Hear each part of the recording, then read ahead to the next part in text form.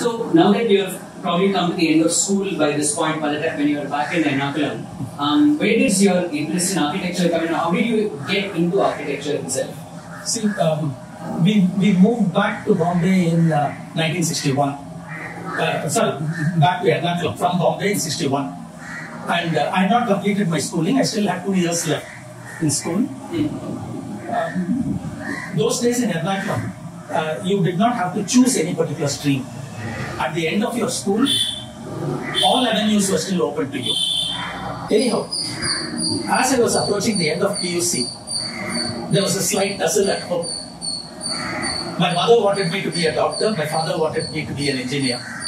I didn't have a preference. Okay. And I had this blind belief that whatever I wanted to be, I could be. That belief I had. That confidence. That confidence I had. Yeah. And as I told you, studies were, they came easily to me. I was doing well in all the subjects. So it was not as though I was doing well in one subject, not doing well, I had to avoid that subject. I didn't have those problems. So I was absolutely undecided. I was leaning more towards architecture, more towards engineering than medicine. Mainly because by then I had already become very keen on sports. And I felt that if I went into medicine, I would have to put those things away to become very secondary. Somehow I felt that if I were in an engineering course, I could combine the two. So, heart of hearts, I wanted to do engineering and not medicine. At this stage, my parents consulted my uncle. I had an uncle who was into academics. He was teaching at Delhi College of Engineering. Okay. I think, in fact, if I remember correctly, he was the head of the civil engineering department. Okay. And in those days, architecture came under that engineering department, civil engineering department.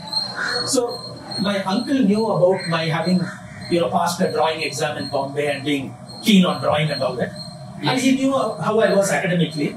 So he told my parents that in his opinion, architecture would suit me more than any other engineering subject. And he said he didn't have an opinion about medicine. Engineering subjects, he felt architecture might be the ideal one because I have certain skills that other people don't have. So that would be good. I had no idea what architecture was. Okay, absolutely no idea. So, I knew to the extent that architecture was something to do with buildings. But beyond that, I didn't know what the course was. Okay. But my uncle said this, my parents were agreeable, so fine. I decided to apply for architecture. My uncle encouraged me to sit for an IIT exam. He said, IIT has architecture at Kharagpur. In his opinion, that would be the place where I should study. And he said this even though he was in Delhi. Okay. Of course, I didn't know at that point in time that architecture was there under him in Delhi. I didn't know that. Okay. So he said, sit for this entrance exam in IIT and you should try and get in there. Of course, you can also apply to other colleges. And with that, he went away. He was in Delhi.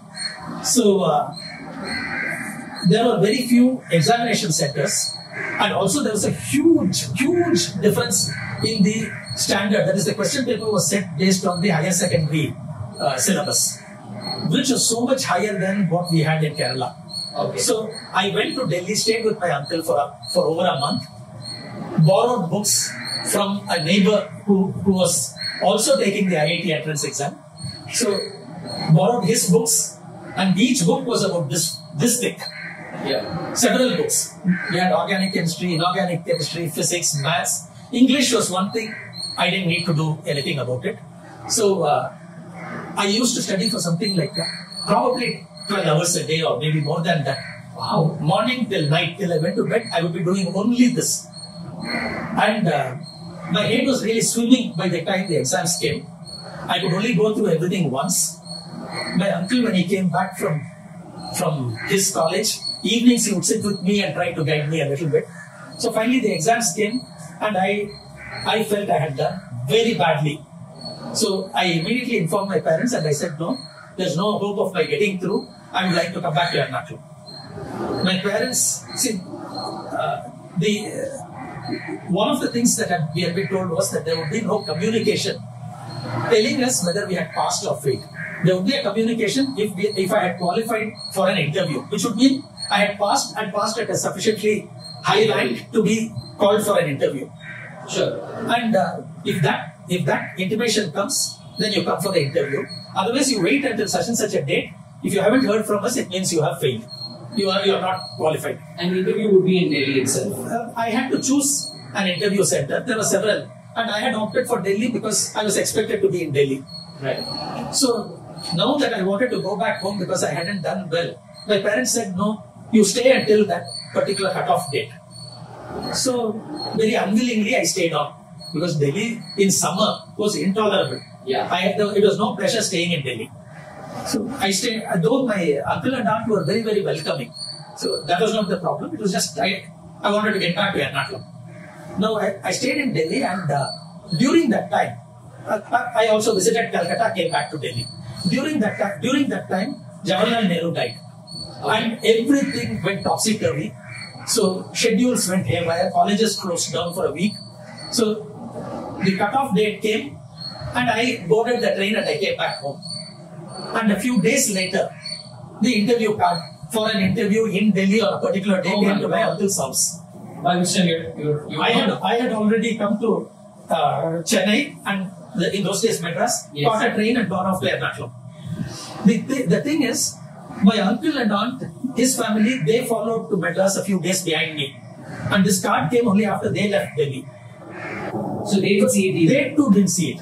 Fortunately, the neighbor whose books I had borrowed knew that I had sat for this exam, and when he saw this, he realized it was this. And the only address he had was my uncle's forwarding address in this one in Chennai. Yes. So he forwarded it to Chennai.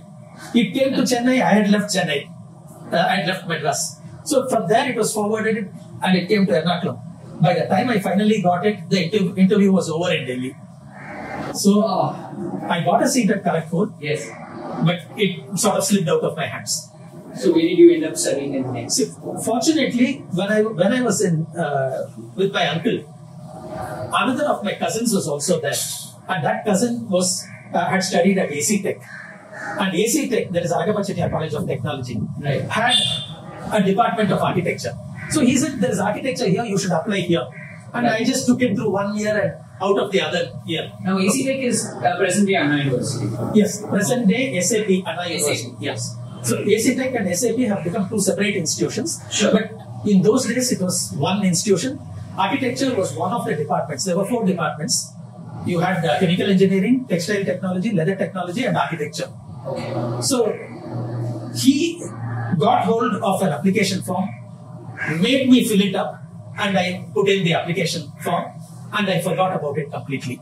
Okay. When I filled up the form, I had not yet received my Kerala results, my PUC results. Okay. So in the column where I was supposed to fill in the marks and what class I had and all that, I just filled in saying I expect a first class. I don't have my marks. I'll send it when I get it.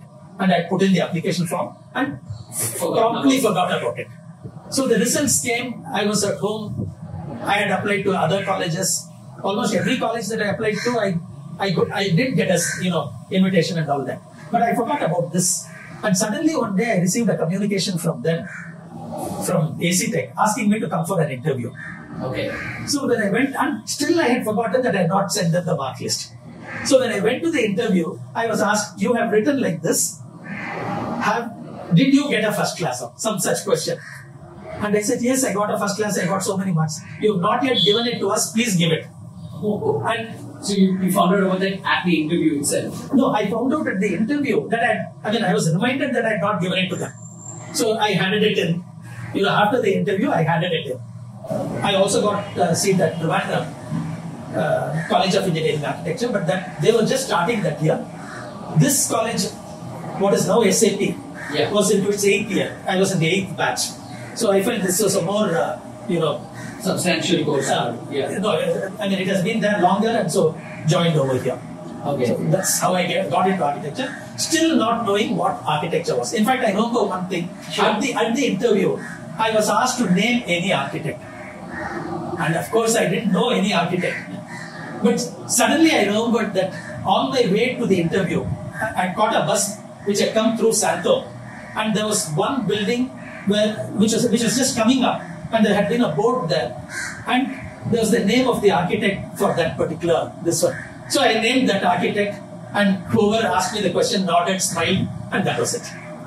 But I didn't know any architect. In fact, one of the leading architects of Chennai was on that is the interview panel. It was in the interview panel, Professor Pinavadian. Oh, okay. He was one of the people. He was the person who asked the question, or I don't remember, maybe it was someone else. Right. But he just sort of smiled, the others nodded their heads. But I had named some other architect. Yes. Because that was the only name, and even that, it was only because I noticed it. If you hadn't noticed it, I would have said, I don't know any architect.